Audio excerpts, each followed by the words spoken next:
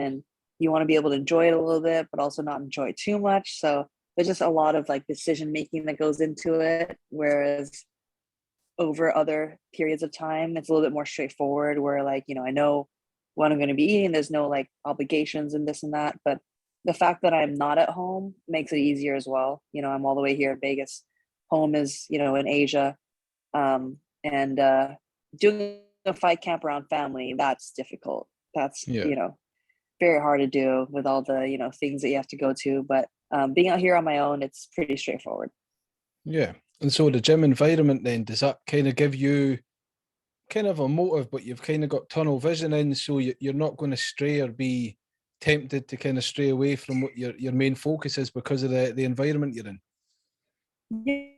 Yeah, the great thing is even on a social level, the people that I hang out with are from the gym. So everyone kind of knows what my goals are. We share the same, some people are in fight camp at the same time, so kind of going through the same thing. And everyone's aware of, what I do and what I need to get there. So there's no need to explain, I can't do this thing, or I can't come to this event, or I can't have this certain thing because it's going to throw me off track. So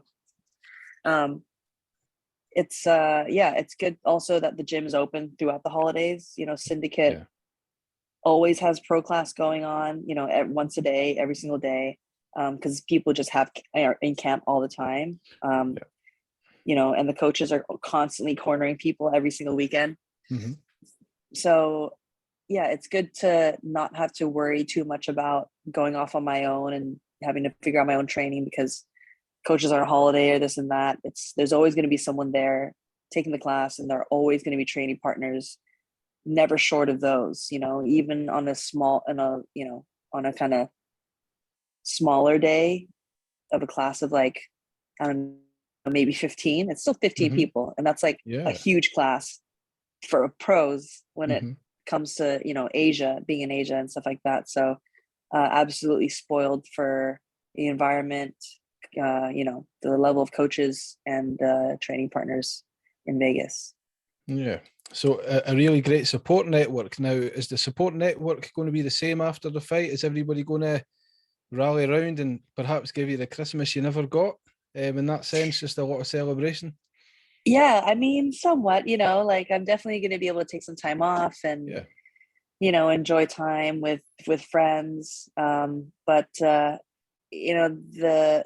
most of the satisfaction always comes from getting back into training and, knowing that we've been able to fight, been able to test ourselves, use that as a measuring stick, come back with feedback, figure out what went right, what went wrong, and not just the fight, but in the training camp, in the weight cut, and be able to make the right necessary adjustments to be successful, in the future, and kind of this ongoing process of data collection. So I'll have time to unwind and unplug and just decompress from the fight camp, and then it's back into it.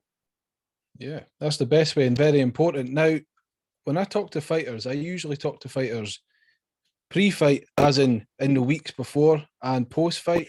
But I've never spoke to someone on the kind of weigh-in day. We just saw you weigh-in not too long ago. How are you feeling? Like the emotions that I feel, of course, from other fighters are beforehand, they're just getting into the groove of camp, or they've just finished the fight. How are you feeling now? You've just weighed in. Is your emotions different from what we might gather from you at this stage of your fight, your preparation? Yeah, I think if we have spoken last week, it was definitely, feeling worn down, run down, just spread thin, just because you're trying to make the most of your last week, trying to hit all your hard sessions, and then starting to taper sort of at the tail end of last week.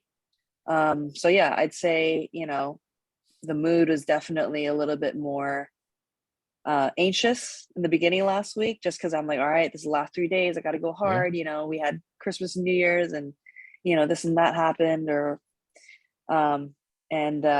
now, and then you're also thinking about the weight cut and like how that's going to go, because usually you always make weight, like never, things always go according to plan, but sometimes you never know, things can go wrong, and you're kind of I think on fight week, you're preparing yourself for, all right, they're going to be 3 days. Like we're going to be cutting carbs, sodium, fiber. I'm going to be feeling off.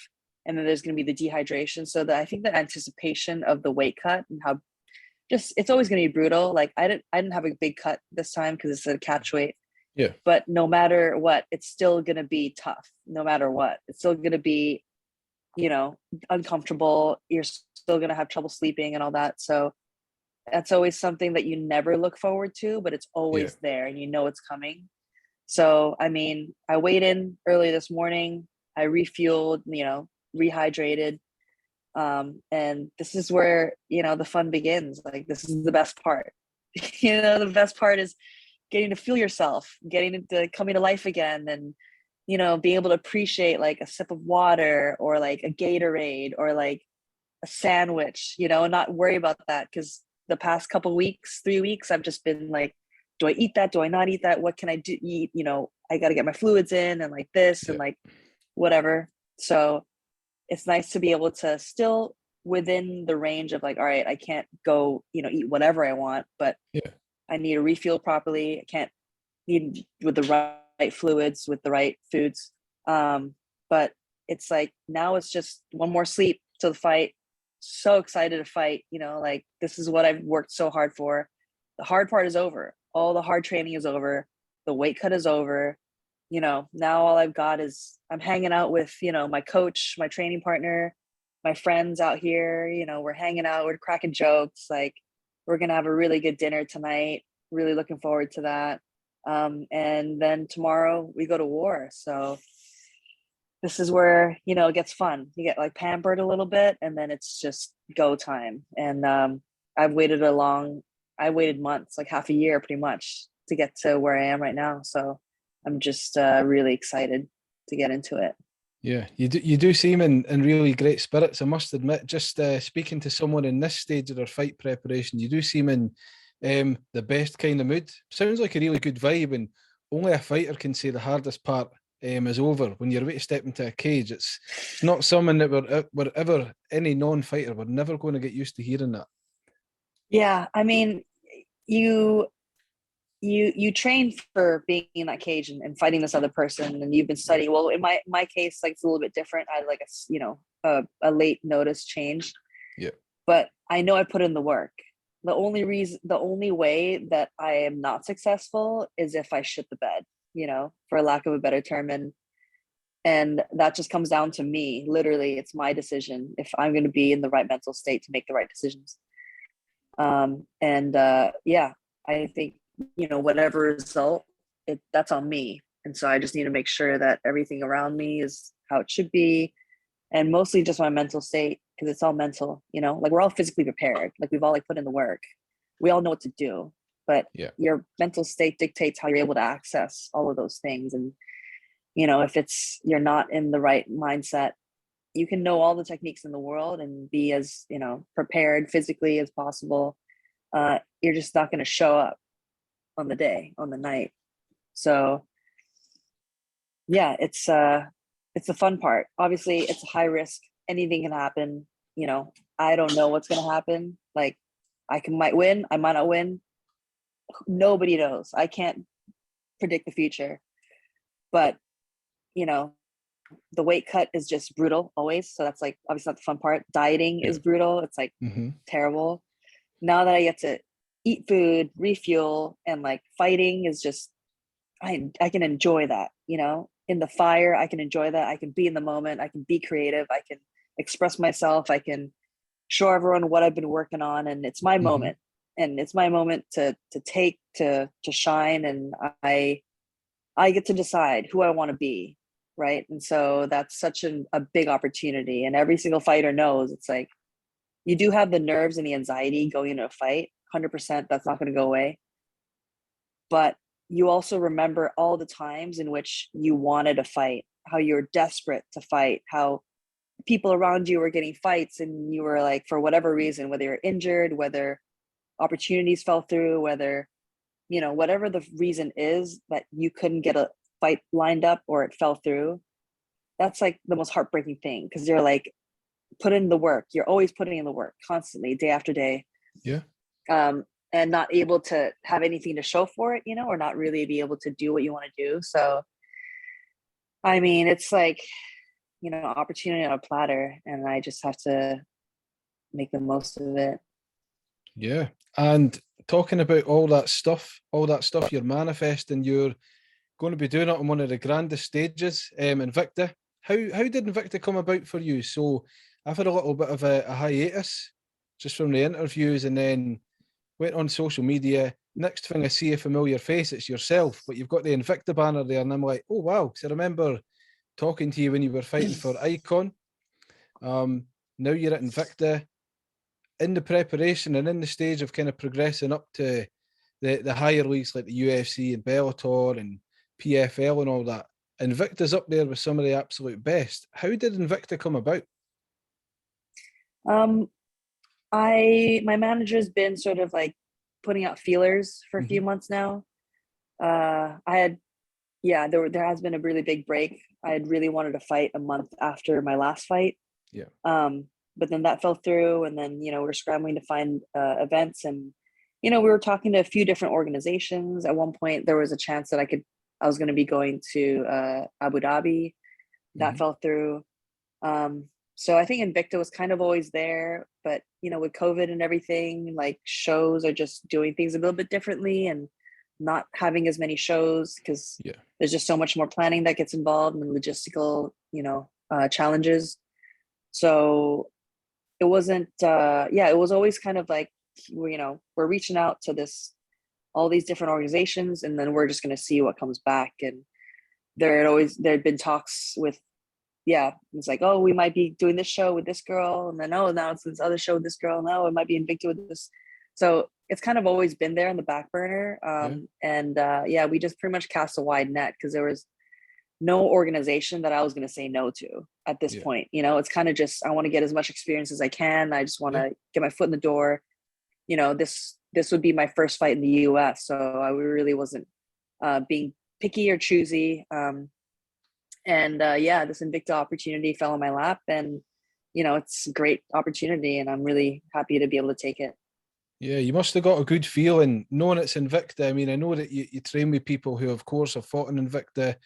Invicta's world renowned in its own type of way. Did you feel something special when you heard the Invicta name, perhaps more than the last place that you fought? Did you feel a kind of boost, like, oh wow, like Invicta? I didn't expect to be fighting for Invicta at this stage. Yeah, for sure. I mean, not that I didn't expect to. I felt like there was always a possibility.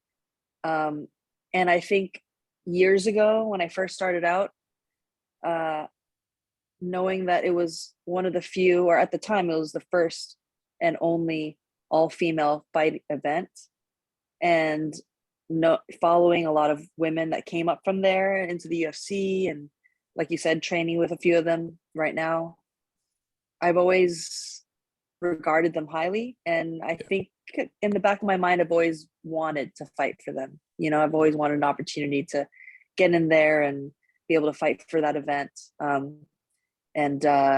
Cross that off the list. So I'm just really glad that, I get to do that now. Yeah. And you're making your own journey, in a journey that many have carved their own careers out from, and the sky is really the limit. You're managing to take that plunge, and I imagine just from the type of vibe that you've got, you're just going to be absorbing it all in, taking it all in, enjoying the experience, and just seeing what you can make of it. Yep, that's exactly it. Yeah. So talking about your fight, there's been a lot of changes, a little on the catch weight. The opponent change has been a major thing as well. We know that Courtney King was going to be fighting you. Has it been difficult, like when you're preparing for someone for so long after having that break and fights falling through?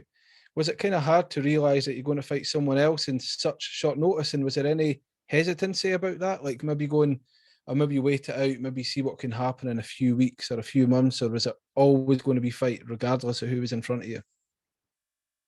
The fact that I'd waited so long for an opportunity, it was definitely a no-brainer that as soon as Courtney had to withdraw, it was, all right, who can we get? Who else can we get? Like, is it even possible 4 days out? And I thought, oh man, for sure they're not gonna be able to find anyone. This is 4 days, it's not like 2 weeks. 2 weeks is like, yeah, you're definitely gonna be able to find somebody. And I was like, well, thinking about this fight potentially not happening and how heartbreaking that would be. Yeah. And I was sort of just pretty destroyed at the moment I heard that she had pulled out and we weren't able to fight. But then 8 hours later, they scrambled and they got somebody. And so I have a lot of respect for my new opponent, who's coming in late notice. And she's the reason I'm able to keep going and continue with this opportunity. So, I nothing but respect to her for taking this fight with 4 days to go. But yeah, it's a little bit of a curveball, expecting to fight one person for so long and then going through the whole camp. And now it's like someone else. But you just, as a fighter, like you're going to go in there and who knows what she's going to do. You can judge someone's performance or expected performance based on their previous fights, but everyone evolves. Everyone changes what they're trying to do based on the opponent that they're going against. So a lot of the adjustments we'll just have to make on the fly, and that comes down to having a really good corner. And I've got a really great corner with me now. John Wood and Joanne Calderwood together, the dynamic duo. So they're going to be great. I'm going to get all the advice that I need, all the adjustments that need to be made, delivered to me in the most precise way. And I have utmost confidence in them to be able to lead me. And yeah, I'm just going to go in there and do my job. Whoever it is that they put in front of me, there was no way that I wasn't going to take the fight with whoever they'd found. Yeah, without a doubt. I mean, yep, great corner, dynamic duo, Scottish-American duo, probably one of the best that you can have in your corner. But the opponent that we're talking about, it's Shamir Pascuale. Now, you've not had a lot of time to prepare. Have you had a chance to maybe watch some footage, look at any type of intake and what she does and how how her fights have been over the last few fights? Because like yourself, she's coming in with a win streak. She's got a wee bit of momentum behind her. Have you had a chance to watch anything? Coach Wood been able to pull any YouTube videos out the mix of that? Yeah, a little bit. Yeah. I mean, Awesome. some of her old stuff, like I think she hasn't fought since 2019. So taking a look and I mean, I get a lot of different looks at Syndicate, so I'm used to training with a lot of different women that are good at different things, excel in different areas, both Southpaw and Orthodox.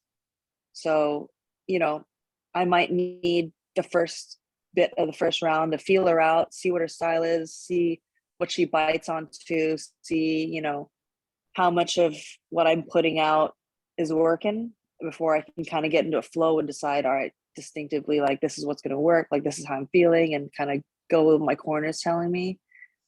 But it's another fight. This is another fighter that's in front of me. She's going to try to take my head off. I'm going to try to take her head off.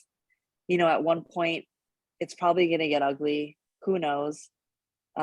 So I'm just going to let my instincts kick in. I'm going to not take this lightly. Just because she's coming in 4 days notice, like, doesn't mean that it's an easy fight. There's no such thing. I'd say no one has a perfect fight camp. And so the fact that there's this opponent change and all that, it makes sense to me because something's always going to go. Something's always going to change. And that's the whole sport of MMA, like kind of adapting to the different things that you get put into. So this is just something that I'm going to have to adapt to, and it's going to happen.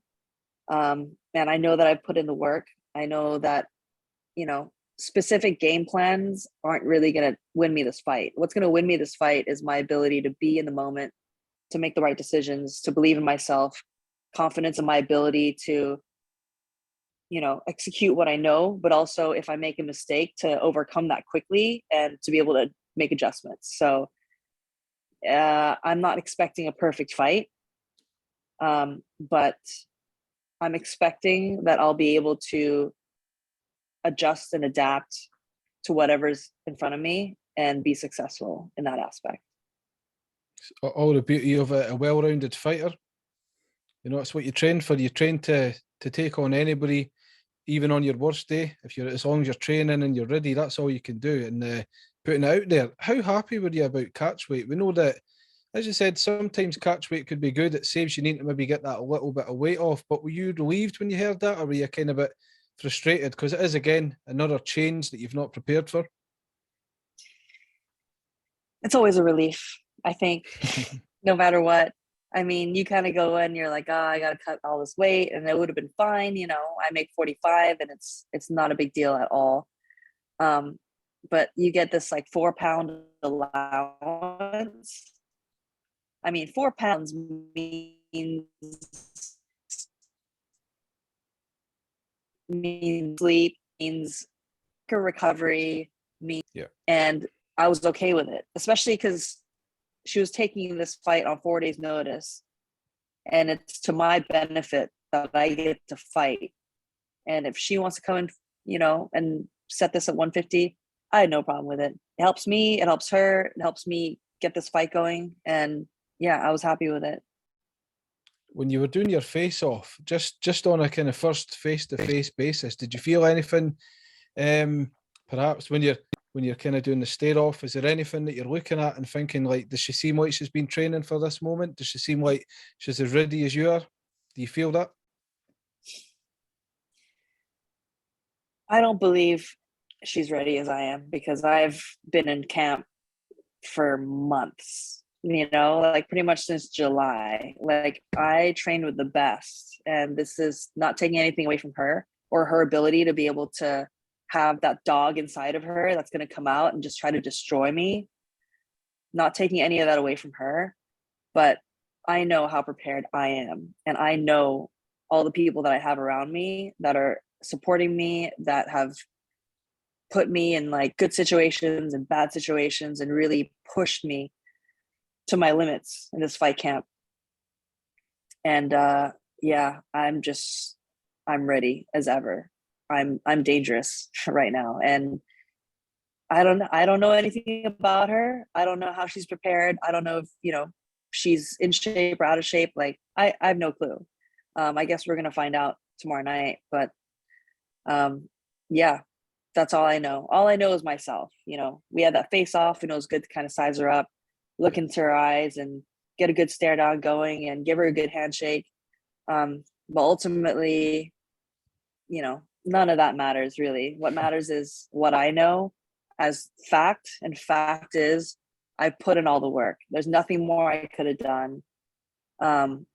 This fight camp went as smoothly as it could have, and I'm gonna be ready to get in there and be creative, be myself, and be in the moment. Yeah. And if she's had a chance to have a look at your social media, if that's what she does, I mean, year round, you're one of the busiest people. You know, you see you in there with everybody, helping people fight for a camp, general training, classes, a lot of different types of fighters as well. So I think that she's probably expecting a tough fight on her hands, perhaps in ways that she's not become used to before. I would say so, without a doubt. Yeah. Yeah. Yeah, I think so. I think it's also like she's probably coming in thinking she has nothing to lose. You know, she's gonna come in, you know, 4 days to make, you know, whatever it is that she's making. And I think the expectation is probably people are like, oh yeah, she's coming 4 days notice, you got this, you got this. And if anything, it's kind of more pressure on me, right? Because then she's kind of going in like, well, I got nothing to lose, and this is the sport of MMA. Anything can happen. You know, you swing for the fences, one of those shots could land. Like, Yeah. you never know. So that's a dangerous person to get into the cage with as well. You know, someone who has prepared really, but is just going in and going on a limb and taking a risk, and they're just going to go, and they're definitely going to leave it all in there, you know, because what did they got to lose? So I have to be cognizant of that, and I have to be careful. And you know, I love to fight, and these opportunities are really the cherry on top of the life that I get to live. Like you said, I'm helping so many of these high level girls with their camps, and being able to train with them, and having the opportunity on these girls that I followed early on in my career when I was still in Asia. And now I'm amongst them, and I'm able to be on that same level. And it's so great to be able to wake up every day and do what I do. So, you know, fighting is just this added benefit to a life that I just, you know, can't get can't get enough of. Yeah. So this fight that you're going to be fighting for Invicta, is it going to be a closed door event? Do you know if there's going to be crowds there or tickets people are going to be available to watch the fight? I think it's like a small crowd. I think Yeah. usually they have there. From what I hear, like I've never fought in Invictus, I don't really know. It's like across the street, super close to the hotel. But they will be streaming live on their YouTube, so easy for people to tune in and watch. Yeah. Invicta's very popular. You're going to get a lot of people watching it. Perhaps Icon gets a lot of fans. Icon's got a lot of popularity in that region of the world as well. But Invicta, again, it's on a pedestal of its own. It's a US debut. You're going to be making really big moves. Again, it's a highly pressured fight. It's your first fight in at least 6 months. You've got a lot to prove. You're of course you're chasing bigger goals, of course, and by the looks of it, when we're putting you two head to head, it's really just going to be a case of who wants it more. That's absolutely right. And we're Yeah. going to find out tomorrow night. Yeah, without a doubt. Now, the last time I spoke to you again, we were talking about the kind of candid nature that comes across. So I asked you before, how you feeling going into this past fight. Now, again, you were recovering for a serious career-threatening injury, and the vibe that I got for you back then is that you were just grateful to be competing and grateful to be getting into the cage in the first place. Now, fast forward now, you've had time to train, you've had time to perhaps adapt and be able to get used to fighting with the injury that you had before. Is your confidence at a complete high right now? Like, are you feeling on top of the world, ready for everything that's coming, and there's no doubts, no worries, no niggles, nothing like that? I think we always have something going on. You know, there's always niggles. Uh, there's nothing major right now, thankfully. But I think as fighters, like there's always stuff that we're maintaining, we're dealing with, but that's just normal. And I Yeah. would say it can always be worse. Whatever it is that you have, it can always be worse. So yeah, I would say my confidence is definitely at an all-time high, because so much has changed since we last spoke. So much has changed since I moved over here in March. Yeah. But I've been here almost a year, and my style, I feel like my style, my game has completely changed. You know, so many adjustments have been made. I've been able to gain a lot of things and evolve and be open-minded to the advice of the people around me that I really trust, and be able to put it into practice on the mats with the best girls, you know, in the world. And I'm, yeah, I'm definitely riding a high, and I'm going to ride a high into that fight. And I think everything I've done is for this moment. So it's going to be good. It can't possibly not be good. You know, whatever happens, I've got a lot to gain from this experience. That's for sure. Yeah, without a doubt. Now, not to look too far ahead, have you had a chance to kind of think about the featherweight division overall? We know that Invicta's it's a very shallow featherweight division. We don't have a lot of fighters there. It's maybe yourself plus another 3 people. Have you been able to look into what could potentially be your future over the next year or so? Yeah, I'd like to make a run for 35. Um, for my body type, if there was a 40 division, it would be perfect because obviously female bodies don't differ in like 10-pound gaps.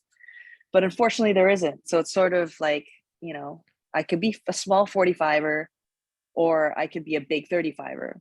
And I think I'd like to exhaust the option and give it a shot and try, because I made it down to 35 before, but I haven't had any long drawn out fights at 35. So I don't really know how I'm going to feel like 3 minutes in, or like into the second or the third round. Yeah. If a cut like that really affects my performance so much that it doesn't make sense for me to fight at that weight. And I'd like to find out. And we're gonna find out this year. So Yeah. that's definitely on the cards, to try to make it to 35 and see how I feel fighting at that weight. But in the event that doesn't work out, then I'm gonna have to look at options at 45 and see where that takes me. What do you think about the 155-pound division. So as you'll know, there's a lot of companies, a lot of organisations. 135 is looking great at the moment, certainly with a lot of changes going on, certainly in the UFC with new champions and very mad changes. But if we're looking at like the PFL, for example, 155-pound, we've got not just Kayla Harrison. I know that Kayla Harrison's the face of that organisation, but there's a lot of competition in there. Has that crossed your mind at all? Because the PFL is one of those companies that, again, they're kind of in a pedestal of their own. They're not Invicta, they're not the UFC, but they're beginning to really rapidly gain a lot of momentum and a lot of fans. Has that crossed your mind at all? And have you been able to look at any 155-pound opponents and think about that realistically rather than just thinking of it as a kind of a passing thing? Like, I could actually maybe do that and, again, save the weight cut. You ever thought of that? No. Not at all? 55 is just too big of a division. I mean, I had the opportunity of training with Jetta Fabian quite a bit this camp. Yeah, she's a right. natural 55er. So I'm not really going to fight in the division that I'm not without the goal of wanting to fight the best in that division. You know, I'm not kind of satisfied with sitting on the outer, you know, the frills of the division and just kind of being there fighting other girls that could be in lower weight classes, but just don't want to do the cut, are my size. I'd rather just fight in the division that's right for me. And that would be either 45 or 35. So never really gave 55 much thought. It just doesn't make sense. I mean, if we all got to fight at the weight that we walk around, like, sure, sign me up. But if I'm going to be, you know, in there and I'm going to be fighting and then eventually I want to make it to the higher ranks, but then I get to the higher ranks and then I'm fighting girls that walk around at 10 pounds heavier than I am, you know, it's like, I'm not really doing myself a favor with the chances, you know. It's like there's this added factor of like strength and size that I have to take into consideration. So yeah, not something that's really crossed my mind. Yeah, it's good to hear though, because a lot of people, again, some people's ambitions perhaps get the better of them and they're thinking they can take over the world, if you will, and take on anybody. So it is refreshing to hear that, but also that it doesn't limit you to just the weight class you're at. As you said, 135 is a possibility. Would 135 be a possibility more? Like, do you like the competition there? Do you feel that as a weight class, not to go down to flyweight, but staying at 135, do you feel like there's a lot of great matchups there across the board? I think they're great matchups, 35. I think they're just more girls at 35. They're more exciting fighters at 35. But, you know, I do see them and I'm kind of like, oh man, they are like really this small, you know? But at the same time, it's like, I've got, you know, we do a lot of like the DEXA scan stuff at the PI and like for the lean mass I have, I should be able to make it there. So I've, you know, fought there before. It's possible. It's just a lot of effort, obviously, in the off camp and things like that. But yeah, it is exciting. Like I definitely want to make a run for 35. There are, you know, some high level girls at 35 that I would love the opportunity to kind of share the cage with and be able to work my way to meet any of them. Anybody in particular? Not really. You know, anyone, you know, I've obviously watched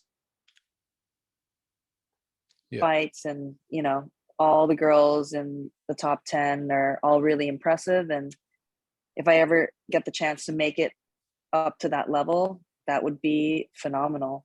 I'd love that. And is the mindset still the same? Like, are you still looking at the UFC as the kind of cherry on the cake in a sense, or are you becoming more content with the fact that you've been able to get a fight under your belt, you've had a win, you're now again at Invicta, a very great organisation themselves, so you're still looking at the UFC as the kind of final place to fight out, and then fight the end of your career, possibly? I would like to, yes. For the UFC. Yeah.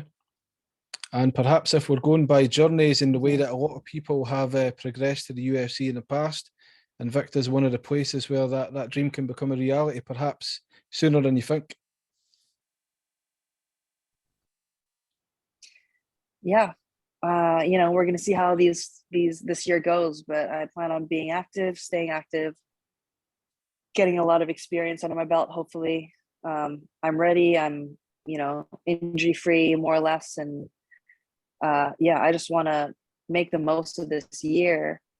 And the UFC is the pinnacle of MMA. Obviously, there are a lot of other big organizations that are great as well. But, I come from Hong Kong. I was never supposed to make it here. MMA is not really a thing out there. There are MMA fighters, but it's not set up for us to be successful.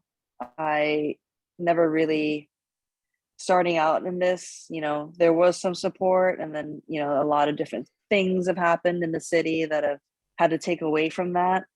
So in order for me to be successful in what I do, I had to leave. And I've so far lived in, I don't know, 4 different cities now, 5, and settled in Vegas, fight capital of the world. If it doesn't work out here, it was never meant to be. So I've had to make a lot of sacrifices. I've had to make a lot of big life choices to get to where I am. And that included, being as far away from home as possible. So, I'm doing this for all the marbles. I'm doing this to make it to the pinnacle of the sport, to represent, the tiny, dense city of Hong Kong, and make my mark in one of the biggest MMA organization in the world. You're making the right steps, and I mean, you're already recognised as a trailblazer. Certainly, if we're talking about one girl wanting to fight for Hong Kong, across to America, now you're hitting places like Invicta. So I think the trailblazing is only going to keep continuing. So it's really amazing to see and to watch it. Now, just before we wrap up, I just want to ask, now you're becoming quite a finisher. I mean, if we're talking about your last couple of fights, you're managing to finish fights. You reckon you're going to get a finish in this fight? Just confidence levels high? I always like a good finish. No one's going to say no. But at the same time, I've also never been able to show endurance in a fight yet. And if I get the opportunity to do that, I'm going to do that too. I'm going to take the fight wherever it wants to go. Yeah. I'm not going to force anything. I'm not going to do anything that's too high risk, try to get the finish and gas myself out. Ideally, I wouldn't. But I'm going to go with whatever happens. I'm just going to be in the moment. I'm going to take advantage of any opportunity that's in front of me. I don't want to get overzealous. I don't want to overcommit. I don't want to put myself in bad situations trying to get a first round finish. So that's always a bonus, but it's never really the goal. The goal is to win the fight, and to entertain the crowd. So I'm going to try and do both those things as well as I can. And that all comes down to just being able to access what I know with the confidence that I have. And that will trickle down to the byproducts and the outcomes that I desire. Yeah. You sound on top of the world. You sound like in a very good headspace. Sky's the limit, as I kept saying. So just before we go, anybody you want to give a shout out to? Because again, looking across your social media, looking at your career, it's very much solo based on what you're trying to pursue, but you've always got such a great fan base, a great support network in that around. Is there anybody that you want to just thank for kind of getting you to this level and furthermore? I mean, definitely want to shout out my gym, Syndicate MMA, Coach John Wood, Coach Mike Pyle, so many coaches out there that so many to list, honestly. The support of the UFCPI, my coaches in Shanghai, they're the reason I'm in Vegas at the moment. Everyone that helps me out, my S&C coaches, the nutrition team. I owe a lot to them to prepare me for this, allowing me to have access to the resources that I need. Just everyone that's been a part of my career and who's watching this, you know who you are. And I'm just grateful for all the people that have been able to light my path and just put me in the right direction. So I'd say, yeah, that's it. Yeah. Well, myself and all them, we're all going to be watching the fight. We're all going to see what's going on in the co-main event. Big place to be. As you said, your debut, US debut, short notice opponent, co-main event for Invicta. Coach John Wood and Joanne Calderwood in your corner. I can't think of a better combination put together. So again, appreciate you taking time to come on, certainly during a busy week, taking some time during your recovery to do that. So that's very appreciated, and best of luck on the night. For sure. Thank you so much. Thanks for having me. Thank you so much. All the best. All right. Thank you.